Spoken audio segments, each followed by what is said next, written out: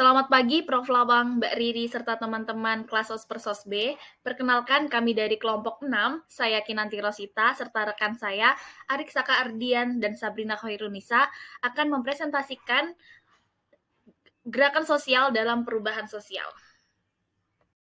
Untuk topik presentasi kami kali ini, yang pertama ada memahami gerakan sosial, yang kedua ada teori-teori gerakan sosial, yang ketiga ada tipologi dan strategi gerakan sosial, yang keempat ada gerakan sosial baru, terus kelima ada teori gerakan sosial baru, dan terakhir ada analisis studi kasus.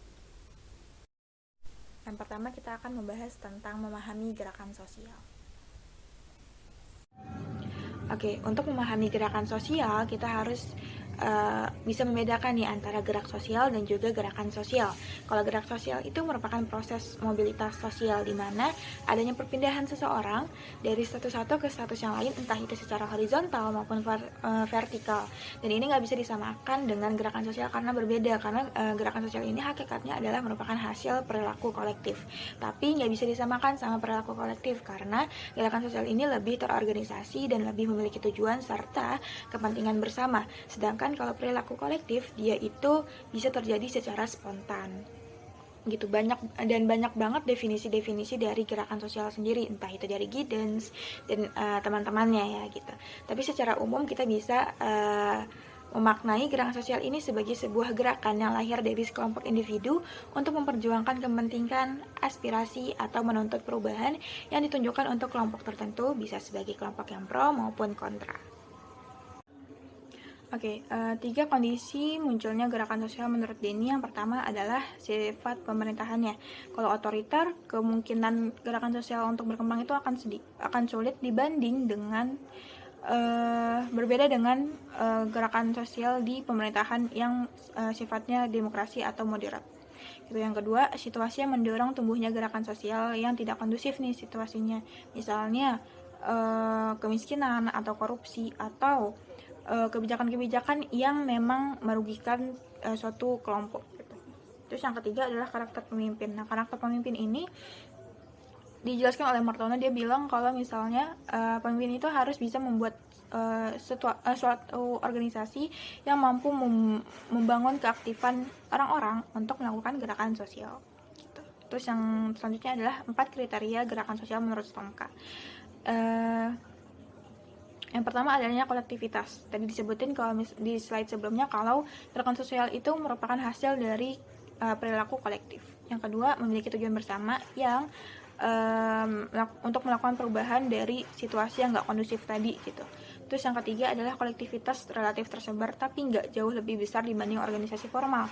Karena kalau organisasi formal kan sudah terstruktur ya gitu. Terus yang keempat adalah tindakannya itu memiliki derajat spontanitas yang tinggi namun tidak terlembaga karena dia bukan merupakan organisasi formal.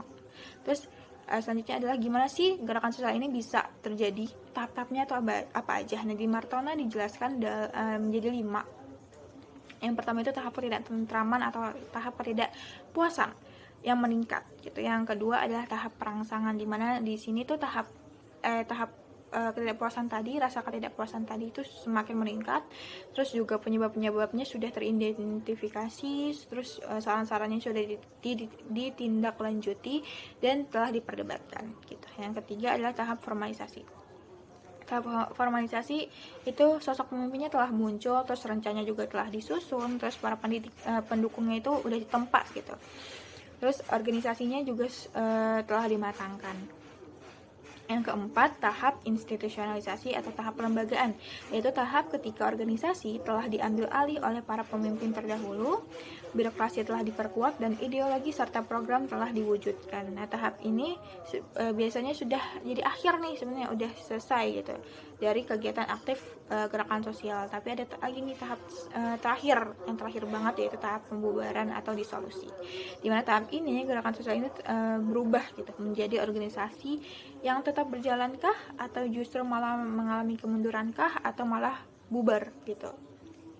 Terus oleh Henslin di tahun 2011 dia bilang ada 5 tahap berkembangnya gerakan sosial. Yang pertama adalah tahap agitasi awal atau kerusuhan, di mana orang-orang itu merasa terganggu dan akhirnya mereka terganggu oleh kondisi tertentu ya. Terus mereka berusaha untuk mengubah gitu. Nah, dari situ muncul nih misalnya pemimpin yang bisa menerjemahkan perasaan-perasaan si orang-orang yang merasa terganggu ini gitu. Terus abis itu, tapi biasanya di tahap ini tuh gerakan sosial itu mengalami kegagalan gitu, karena biasanya nggak sukses memperoleh kegiatan yang singkat. Terus akhirnya gerakan sosial ini mati secara perlahan gitu. Terus yang kedua adalah tahap mobilisasi sumber daya, dimana tahap ini tuh merupakan faktor penentu yang memungkinkan gerakan sosial itu melewati tahap pertama yang tadi gitu. Nah, sumber daya yang dimaksudnya ada uang, waktu, keterampilan, atau kemampuan menarik media massa. Terus yang ketiga adalah organisasi.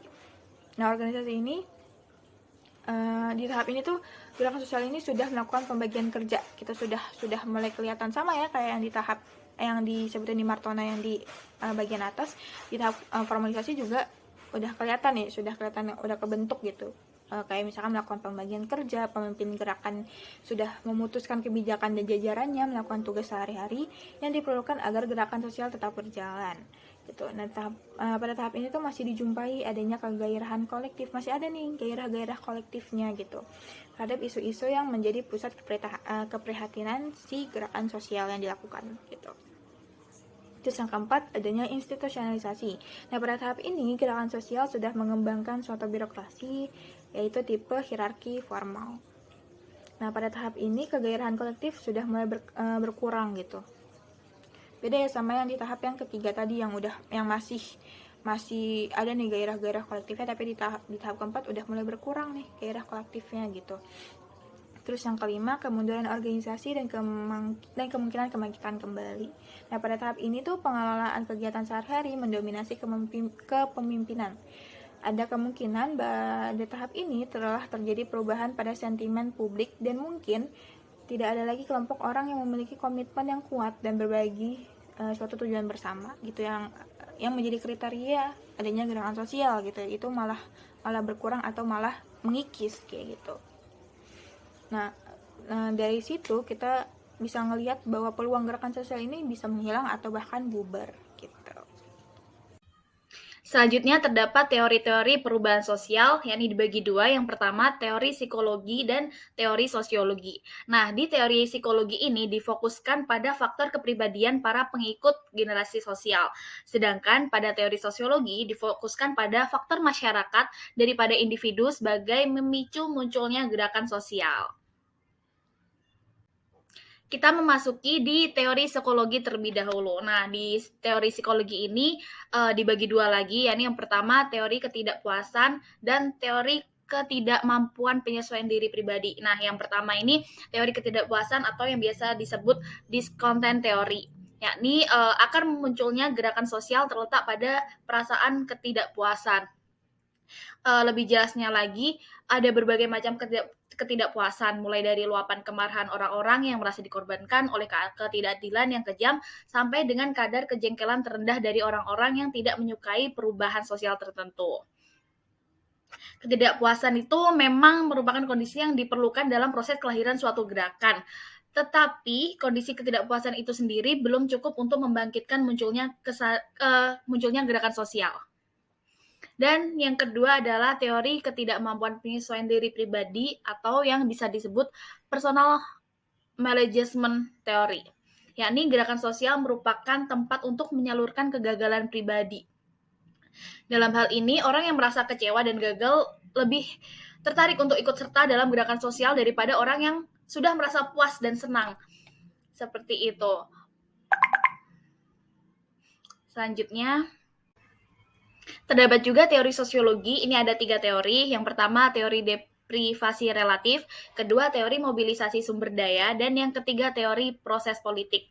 Pada teori pertama, teori deprivasi relatif atau yang bisa disebut juga relative deprivation theory, yakni seseorang merasa kecewa karena adanya kesenjangan antara harapan dan kenyataan.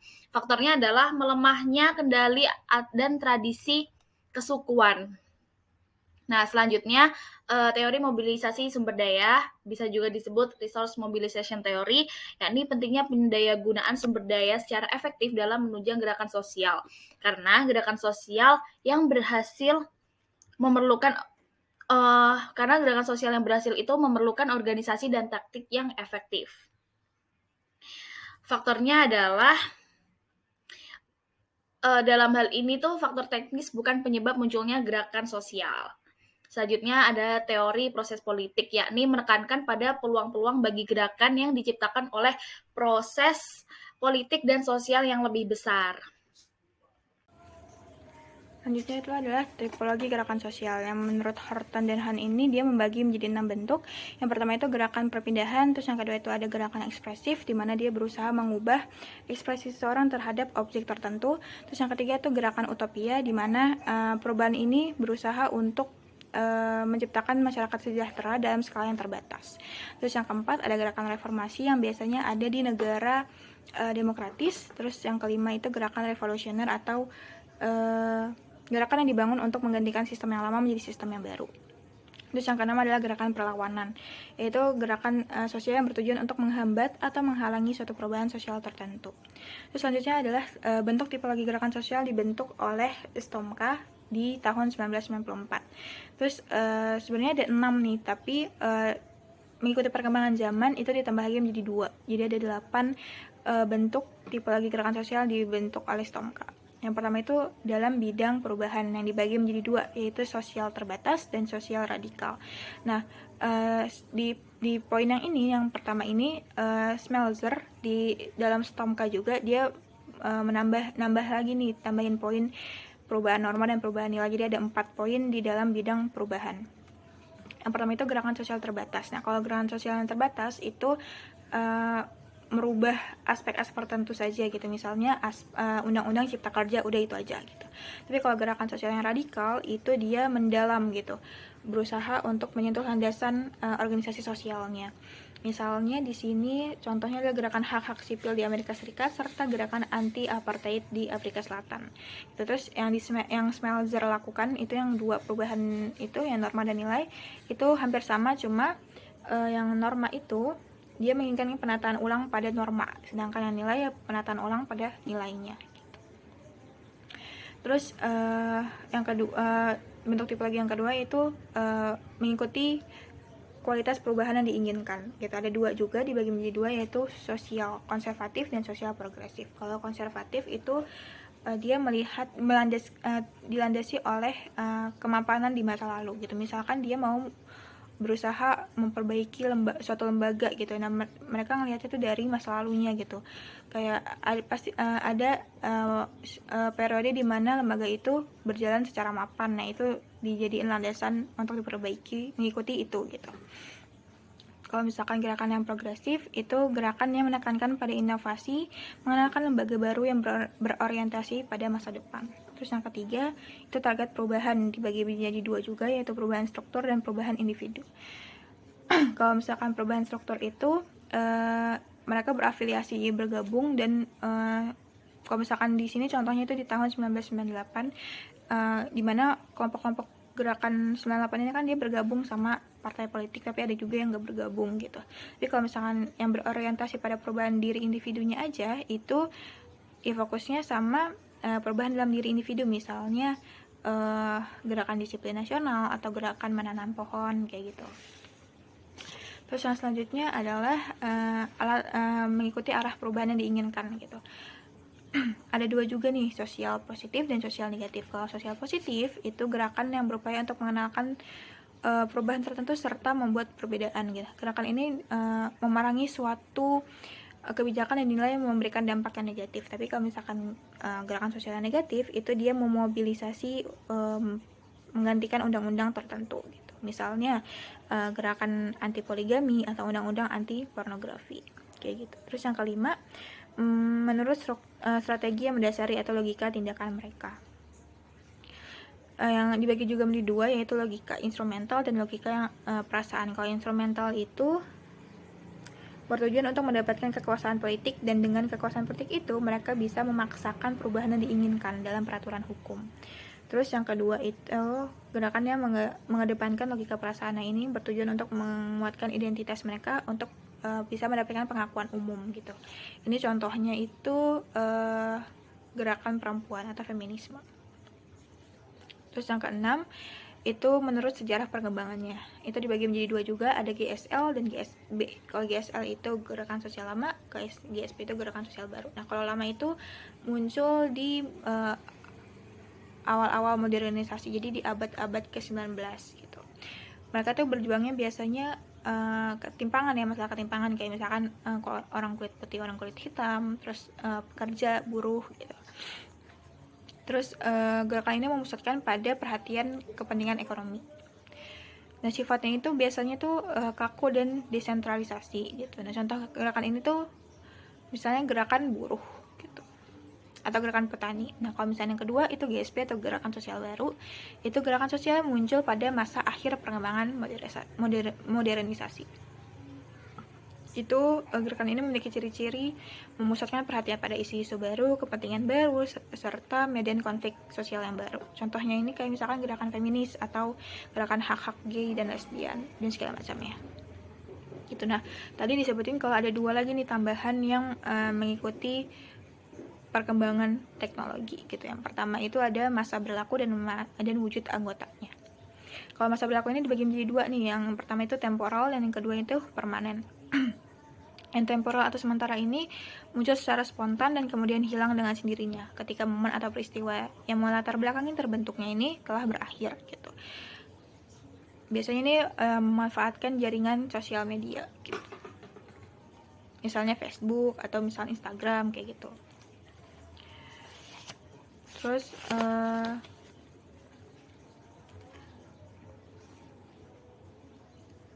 yang kedua ini gerakan sosial bersifat permanen. Jadi masa berlaku gerakan sosial ini cukup lama. Misalnya gerakan disiplin nasional, gerakan hidup bersih dan sebagainya. Jadi jangka waktunya lebih lama kalau yang gerakan sosial yang bersifat permanen.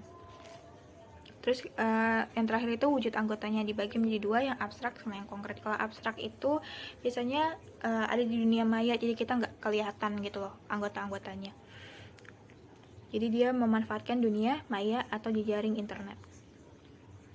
Terus yang kedua itu gerakan sosial konkret, di mana gerakan sosial ini para anggotanya dapat ditemukan secara fisik, domisili anggotanya juga dapat diketahui. Gerakan ini merupakan gerakan sosial yang konvensional. Selanjutnya tipologi gerakan sosial menurut Eberle di tahun 1966. Di dalam skemanya itu bisa kita lihat ya ada 4 tipe. Yang pertama itu ada alternative movement yang masuk ke dalam individual dan masuk ke dalam limited.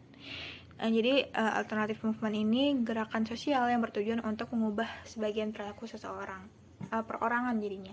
Misalnya kampanye. Kalau kampanye itu kan orang ya, limit terbatas juga buat individual gitu. Misalkan anti narkoba atau anti rokok segala macam gitu. Terus yang kedua ada redemptive movement, yaitu yang memiliki lingkup yang lebih luas daripada alternative movement yang tadi. Ini kebanyakan terdapat dalam masalah agama. Dia masuknya ke dalam radikal gitu. Terus yang sama kayak alternative social movement di individual tapi di limited tapi dimasuknya ke society, yaitu reformative movement dia yang bertujuan untuk mengubah perilaku masyarakat umum dan yang diubah hanya aspek tertentu saja. Jadi satu aspek, sama kayak yang di Stomka yang di perubahan yang pertama. Jadi fokusnya ke satu aspek aja atau beberapa aspek tertentu saja gitu. Yang keempat itu dia masuknya ke society dan radikal, yaitu transformative movement yang bertujuan untuk mengubah perilaku seluruh masyarakat secara menyeluruh. Nah, untuk tipologi gerakan sosial menurut Hensland ini di tahun 2011 dia itu menambahkan tipe versi Eberle yang tadi 4 tipe tadi gitu. Tapi dia menambahkan yang dikehendaki dengan perubahan global. Jadi ada individual, ada society, dan juga ada global. Nah, yang di global ini ditambahkan 2 juga, dimasukkan ke dalam limited dan radikal. Yang limited global itu transnational movement, itu bentuk gerakan sosial bercita-cita untuk mengubah keadaan sosial tertentu di seluruh dunia, dan ini dimasukkan dan ini disebut juga sebagai gerakan sosial baru gitu. Nah, GSB ini memfokuskan diri pada beberapa kondisi khusus, namun kondisinya masih global gitu. Jadi khusus tapi tetap global gitu. Makanya masuknya ke limited dan global. Terus yang kedua itu metamorphative movement, itu suatu gerakan sosial yang berupaya mengubah tatanan sosial itu sendiri untuk masyarakat seluruh dunia. Nah, jadi nggak cuma satu dua atau beberapa kelompok masyarakat saja, tapi seluruh dunia. Nah, tujuan gerakan sosial ini adalah untuk mengubah konsep dan praktis ras, etnis, kelas, gender, keluarga, agama, pemerintah, dan stratifikasi sosial. Nah, ada 4 strategi gerakan sosial. Yang pertama itu adalah low profile strategy, yang Fisher menyebutnya itu sebagai isolasi politik yang secara khusus sesuai dengan konteks politik yang represif dan efektif untuk menghindari kooptasi dari pemegang kekuasaan. Yang kedua itu ada strategi pelapisan atau layering oleh Flower. Nah, pelapisan merupakan pengembangan penyediaan pelayanan dan yang berorientasi kesejahteraan yang sebenarnya berisi metode dan aktivitas yang berorientasi pemberdayaan dan transformasi sosial. Dan dengan melakukan strategi ini, organisasi gerakan sosial dapat menghindari diri dari aksi dan intervensi langsung dari pihak-pihak lawan. Dan yang ketiga ada advokasi, yaitu strategi pendampingan yang sering digunakan oleh kalangan LSM, di mana strategi ini sering kali digunakan untuk mendesak perubahan-perubahan sosial, misalnya mereformasi tata pemerintahan, terus ada pelindungan SDA atau lingkungan dan segala macamnya. Nah, strategi ini akan efektif untuk memaksakan perubahan kebijakan pemerintah. Nah, ketika dikombinasikan dengan kampanye media dan alienasi dengan donor asing, strategi ini membuat LSM dapat menjadi kekuatan pengubah kebijakan yang kuat. Dan yang keempat, strategi keterlibatan krisis yang mengombinasikan strategi advokasi dengan strategi kerjasama ketika menghadapi pemerintah atau agen-agen resmi negara, misalnya parlemen atau badan yudikatif dan militer. Nah, terus ada 3 faktor organisasional yang dapat mempengaruhi keberhasilan atau kegagalan suatu gerakan sosial. Yang pertama itu ada taktik mengganggu atau disruptif taktik. Terus yang kedua ada pengaruh sayap radikal, yaitu pengaruh yang dibawa oleh kehadiran kelompok-kelompok yang lebih moderat. Pengaruh seperti ini dapat dilihat dalam relasi antara negara dan gerakan sosial. Terus yang ketiga adalah tujuan atau goals-nya. Oke, selanjutnya ada gerakan sosial baru. Gerakan sosial baru atau GSB ini muncul pada dekade tahun 1960 sampai 1970-an. Di Amerika dan Eropa, GSB lahir untuk mengoreksi prinsip-prinsip, strategi, aksi, serta pilihan ideologi yang digunakan gerakan sosial di masa sebelumnya.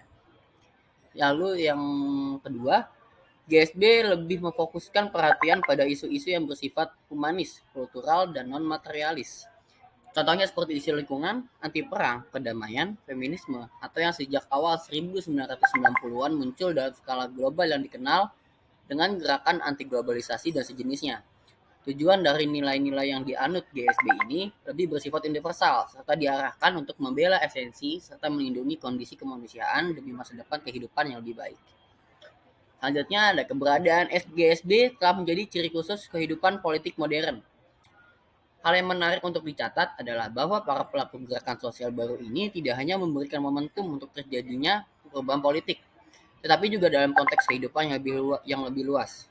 Orang-orang sering membangun citra mengenai diri mereka sendiri atau jati diri mereka melalui gerakan-gerakan semacam ini. Identitaslah yang menjadi dasar tindakan sosial dan perubahan. Jumlah gerakan-gerakan organisasional dan jati diri semacam ini sangat banyak dan mencolok. Seperti contohnya gerakan kaum perempuan, gerakan kaum gay, lesbian, biseksual, dan transgender atau yang disingkat LGBT. Lalu ada gerakan pecinta lingkungan dan gerakan pelajar dan gerakan-gerakan yang lain gitu, yang tidak bisa disebutkan satu-satu. Lalu GSB secara prinsip dapat dilakukan tidak hanya dalam kerangka global, melainkan juga digunakan untuk mendesakkan isu-isu lokal yang kurang mendapat perhatian. Dalam menjelaskan hal ini, GSB secara umum memiliki beberapa karakteristik. Yang pertama, GSB berasumsi bahwa ruang sosial masyarakat sipil mengalami penyempitan dan aspek masyarakat sipil sedang digerogoti oleh kemampuan kontrol negara. Oleh karena itu, GSB berupaya membangkitkan isu pertahanan diri dalam tanda kutip masyarakat guna melawan meningkatnya ekspansi aparatur negara yang merupakan agen pengawasan dan kontrol sosial. Kedua, secara radikal, GSB ini mengubah paradigma Marxis yang menjelaskan konflik dan kontradiksi dalam istilah kelas dan konflik kelas.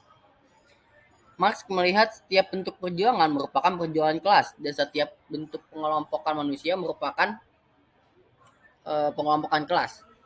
Namun menurut GSB sendiri, banyak perjuangan kontemporer seperti anti-rasisme, pelucutan senjata, gerakan feminis, environmentalis, itu bukan merupakan perjuangan kelas dan juga bukan cerminan sebuah gerakan kelas.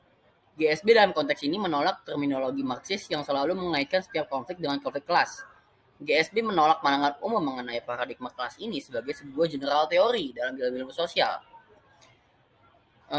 Wilayah perjuangan GSB ini bukanlah ekonomi politik sebuah bangsa, melainkan keberadaan mendasar manusia tanpa memandang nasionalitas atau keberagaman sistem ekonomi politik sebuah negara atau sebuah individu.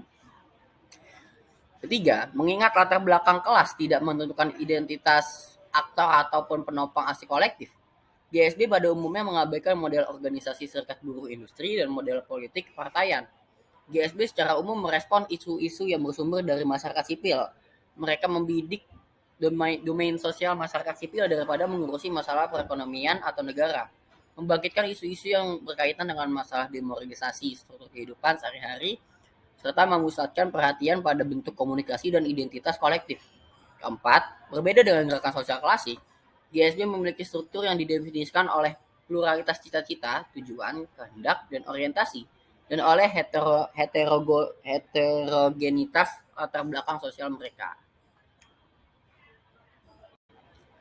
Selanjutnya, ada teori gerakan sosial baru. Ada dua teori yang menjelaskan kemunculan GSB atau gerakan sosial baru ini, yaitu teori mobilisasi sumber daya dan teori berorientasi identitas. Menurut Cohen, teori mobilisasi sumber daya merupakan teori yang mengawali tesis GSB dengan menolak penekanan pada peran perasaan dan penderitaan, serta pemanfaatan kategori-kategori psikologisasi dalam menjelaskan GSB. Teori ini juga menolak pendekatan karakterisasi gangguan mental dan perilaku kolektif. Asumsi dasar teori ini adalah bahwa gerakan kontemporer menyaratkan sebuah komunikasi dan organisasi yang canggih daripada keberadaan gerakan sosial. GSB merupakan sebuah sistem mobilisasi yang terorganisasi secara rasional. Teori berorientasi identitas. Teori ini menolak upaya teori mobilisasi sumber daya yang menekankan pada model neo-utilitarian dan voluntaristik untuk menjelaskan gerakan sosial dan aksi kolektif. Gerakan tidak senantiasa merupakan ekspresi kalkulasi strategis terhadap lawan. Ia menggerakkan sesuatu yang lain. Gerakan sosial juga dipandang sebagai makhluk yang subjektif. Gerakan berorientasi identitas dan aksi kolektif merupakan ekspresi pencarian manusia terhadap identitas, otonomi, dan pengakuan. Selanjutnya terdapat analisis studi kasus kelompok kami membawa reformasi di korupsi. 3 tahun lalu, bulan September 2019, menjadi periode kelas dalam sejarah pergerakan masyarakat pasca reformasi tahun 1998. Dalam hal ini terjadi aksi besar-besaran yang dilakukan oleh seluruh elemen masyarakat. Dalam hal ini, BEM UI bersama Koalisi Masyarakat Sipil, KPK, dan elemen masyarakat lain melakukan serangkaian aksi yang disebut dengan reformasi di korupsi. Gerakan sosial ini diawali karena terjadinya kondisi yang tidak kondusif akibat kekecewaan terhadap pemerintah dan DPR terkait isu pelemahan KPK, pasal-pasal bermasalah dalam RKUHP, serta berbagai permasalahan yang terangkum dalam 7+1 tuntutan. Selanjutnya, aksi reformasi di korupsi ini merupakan perilaku kolektif dari seluruh elemen masyarakat yang terorganisir dan memiliki tujuan serta kepentingan bersama. Dalam hal ini adalah penolakan RUU KPK dan peninjauan kembali pasal-pasal bermasalah serta mendesak DPR untuk menunda pembahasan RKUHP. Selain itu, sifat pemerintahan dan karakter pemimpin saat itu, yaitu Presiden Jokowi, dinilai tidak tegas dalam kasus Harun Masiku dan membuktikan bahwa pemberantasan korupsi bukan menjadi prioritas utama pemerintahan Jokowi. Saya lanjutkan, gerakan sosial ini awalnya dilakukan di Jakarta, kemudian berkembang menjadi aksi nasional yang berlangsung di berbagai kota besar dan kecil di Indonesia, mulai dari Surabaya, Makassar, Medan, hingga kota-kota kecil lainnya. Nah, gerakan sosial ini semakin memanas ketika terdapat mahasiswa yang menjadi korban represif aparat hingga meninggal dunia. Gerakan sosial ini timbul akibat rasa ketidakpuasan terhadap pemerintah dan DPR saat itu. Hingga sekarang, gerakan sosial ini tidak berhenti dan pengawalan isu korupsi serta pengesahan RKUHP yang ditolak karena masih terdapat pasal-pasal bermasalah tetap dilakukan untuk dikaji ulang. Dan terakhir, ini adalah referensi yang kelompok kami gunakan. Atas kurang lebihnya dari presentasi kami ucapkan mohon maaf sebesar-besarnya dan terima kasih atas antusiasmenya.